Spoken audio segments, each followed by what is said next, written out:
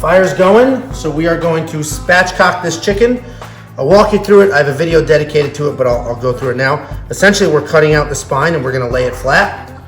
After we spatchcock it, I'm going to throw some olive oil on there and we'll season it up. Today I'm gonna use the Meat Church All-Purpose, and this is pretty good. Thunderbird chicken scratch, it's pretty solid. I'm gonna do both of them combined. We didn't brine it, we didn't do anything fancy, but we can. This is just a quick weeknight cook, so we're gonna go through this. And when you spatchcock a chicken, essentially you find the tail, and I have poultry shears. This is the most important part of this. These are incredibly sharp. You get a lot of leverage to crunch down, and you just cut it down the spine, and the tail is the easiest way to find where that is. So I'm just gonna come across the side here and crunch. And I'm just gonna cut it straight line all the way down.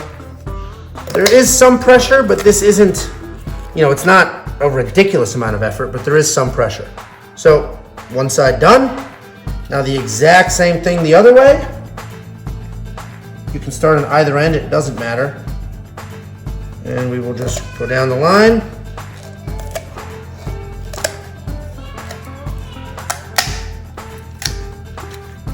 And there we go. So it's gross, but we took that out. Now what I'm gonna do is take a knife and just cut here, cut in here a little bit. There's a bone there, the breastbone. We're gonna cut it a little bit and then lay this chicken flat. So just a quick cut, okay? See that? We're gonna flip it over. I'm gonna pull it with my hands and lay it flat. And we're done. This is a spatchcock chicken. It's nice and flat, easy. The reason you want to spatchcock a chicken is because if you look, this is now even all the way around. The breast is the same height as the legs and the thighs. It is even all the way around. So this isn't gonna dry out while we're waiting for this or vice versa. That's why I want to spatchcock a chicken. Real quick though, we have some like weird loose chunks of fat. I'm just gonna cut these out. You wouldn't really eat that anyway.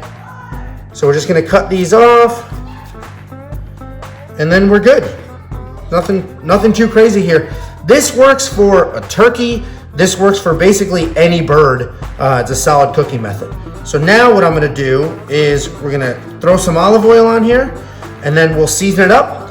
And I'm gonna let it sit out and sort of come up to, this is very cold. So we'll let it sit out and let the temperature normalize a little bit, and then we'll throw it on the grill as soon as our grill's at 350.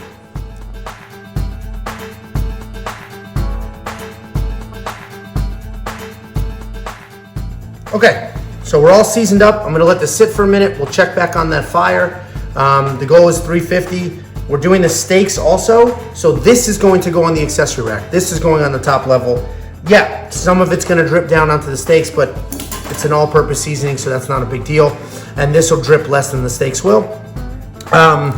So we'll go check on the fire, we'll get this going. Again, poultry shears are the most important thing when you're cutting this.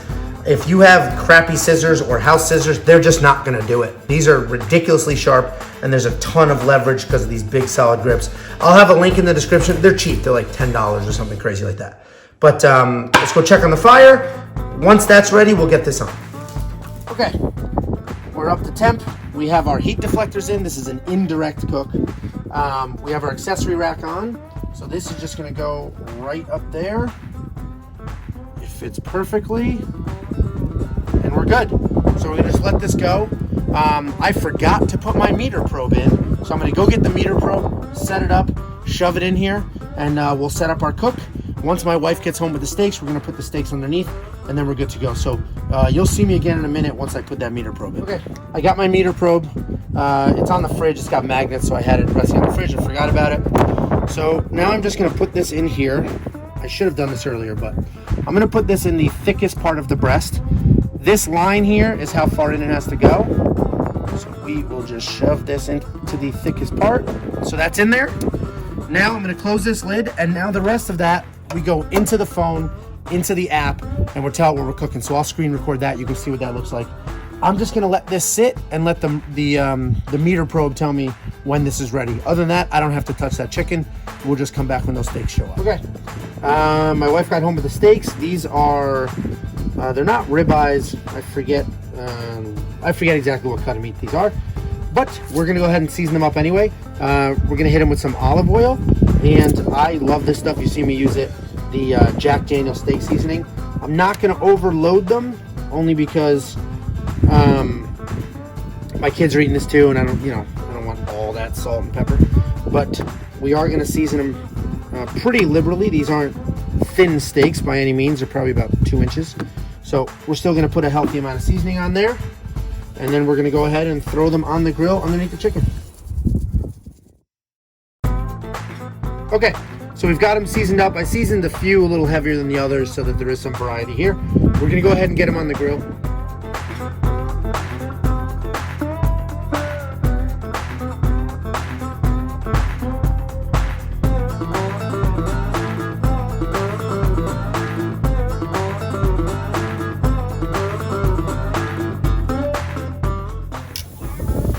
Okay, so you see we got 4 pretty large steaks and an entire chicken on here. This accessory rack is very handy. If somebody could just shut these kids up real quick, this would be great. But we're good. We got a lot of meat on here. We have the chicken. 350 all around will do the trick. So I'm gonna wait for that meter probe, and we're gonna use an instant read for these steaks themselves because I don't have more than 1 meter probe. So we'll come back in a bit to check on it. Okay, we got away from our animal children for a minute. So I'm just gonna check these temperatures. It hasn't been long, but I just wanna check very quickly. Okay. So these are actually cooking pretty well. Gotta be careful not to poke all the way through. You'll get wrong reads. And this is going really well. This has another 30 minutes or so. I'm actually gonna flip the steaks. I'm cooking hotter than I would normally reverse sear a steak, so there's a lot going on. So we're gonna flip them.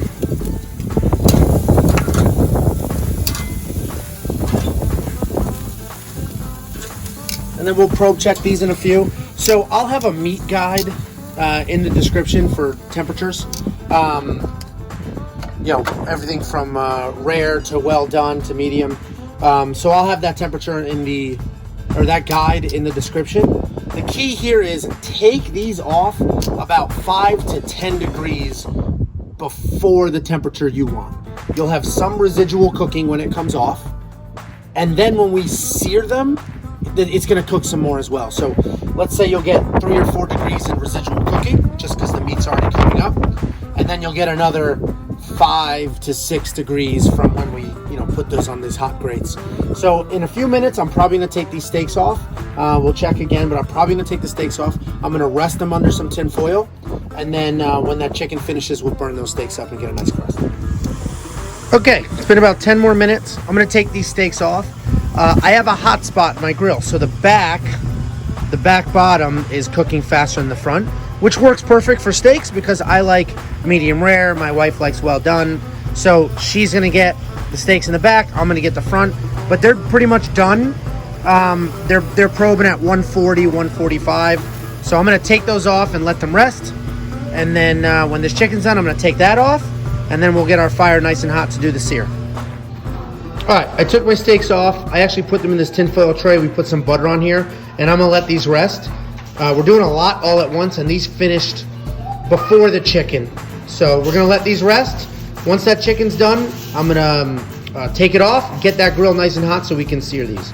So let's get these covered, and we'll just let it relax, let that butter melt, and some of that temperature will keep coming up. All right, we're gonna complicate things even more. We're gonna make some corn. So we're just gonna hit them with some butter, and I'm gonna hit them with some honey hog. This is this is a sweeter rub. So we're gonna hit these up, and we'll get them on very sloppy. Okay, and we will season this, and then we'll just get it on the grill. Nice and liberal.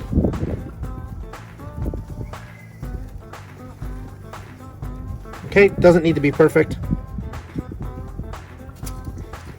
All right, roll these around a bit, get them covered, get it in between the kernels, and we are going to put it on our grill. you remember, I have a hot spot in the back. So we're gonna keep these in the middle, and I will probably rotate them, and we'll let these go while the chicken finishes. Let's close this lid and we'll come back in a bit. Okay, we got the alert, and the alert, so we set this for 165 degrees internal temperature, and the alert actually went off at 160 because the meter probe knows that that temperature is still rising.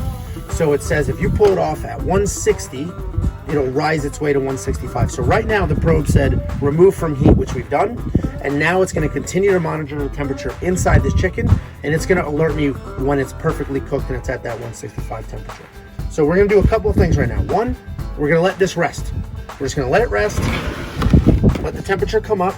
The other thing I'm going to do is I'm going to get this corn, we're going to wrap the corn, I'm going to take all of this stuff out, and we're going to get this fire nice and hot so we can go ahead and sear those steaks that we took off earlier. Okay, we have our heat gloves because this is very hot, and we are taking everything out, and we are going to get this fire nice and hot. We have to take out our heat deflectors so that this fire can come up. Put the grates back on. And we're gonna let this go with the lid open. I'm gonna open my vents nice and wide, and we're gonna let this fire build and breathe. And we're gonna throw our steaks right on here for a minute or two each side to really just crisp up the outside of those steaks. Fire gloves, again, are key. I've used these 3/4 of my cooks. I need to use these. So I'll put a link. These are only a couple of bucks, and you watch me just reach in there and grab hot grate heat deflector plates. So I'm gonna leave this open. We're gonna let this build up, let it get nice and hot, and then we're gonna come back with our steaks after I bring this stuff inside. And the corn is gonna go back on. The corn is gonna go back on for another couple of minutes, just to get nice and done. All right, fire's nice and hot. I'm actually gonna take this corn off. And we're gonna put these steaks on for a quick sear. Do a couple minutes each side. You hear that sizzle?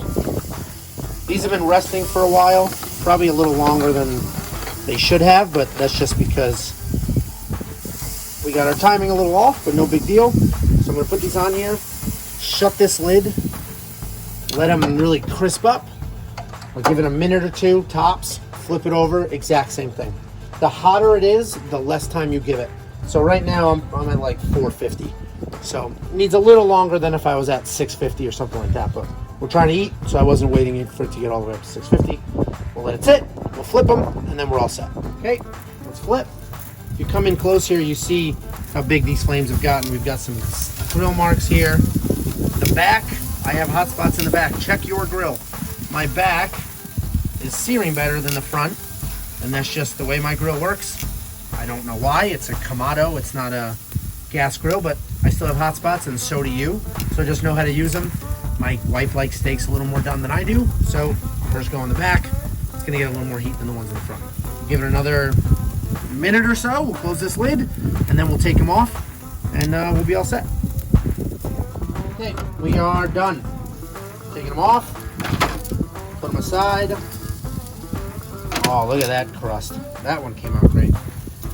And if you look, come look at this fire. This is what we want for a sear. These flames jumping up, this fire nice and big. I rushed it a little bit because we're starving. But if you have the time, let the fire build, let it get as hot as possible, and then throw your steaks on to get that sear. So this is a nice little crust. We're gonna let these rest for a minute or two, and then we'll cut them open.